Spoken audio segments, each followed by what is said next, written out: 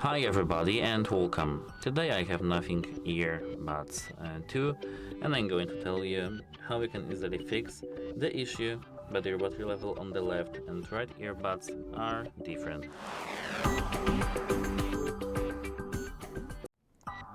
So, the first tip from me is that you can update the earphone software to their latest versions.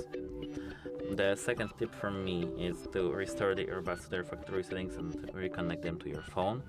To know how to do that, you can check our channel, or let me show you this very quickly.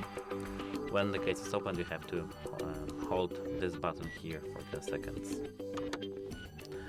So, the third tip for me, if you didn't succeed, is to fully charge your earbuds, wear them for a while, and check whether their battery levels are the same.